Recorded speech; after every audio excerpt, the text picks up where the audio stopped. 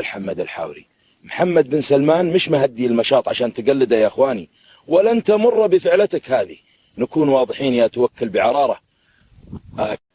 شكرا جميعا على مشاعركم النبيلة تجاه ما حدث من إنجاز، وهو وعد رئيس دونالد ترامب بالبدء بحل أزمة السودان، وهذا يسعدنا جميعا ويسعد كل إنسان وعربي ومسلم. أخبرتكم ووعدتكم بأن هذه حربي، وهذه حرب المملكة العربية السعودية، وأنا ومشروعي الخاص بأن الشرق الأوسط أوروبا الجديدة ونسعى له. نحن دائما وابدا نسعى للإنسان، لإنقاذ الإنسان، ولأن يكون الإنسان يعيش حياة كريمة في كل أصقاع الكرة الأرضية.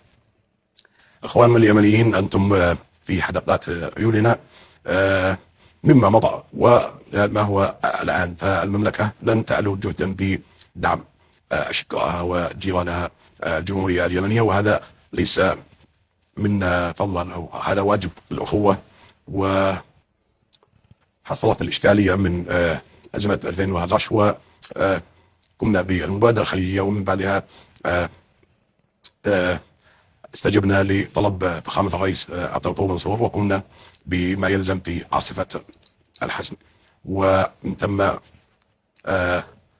اتفاق الرياض، والآن مشاورة الرياض أيضا، ونتجت عن جلس القيادة اليمني. أتمنى للشعب اليمني، ونحن جاهزون وحاضرون، وأتمنى من الكرة في مرمى الشعب اليمني الآن بكل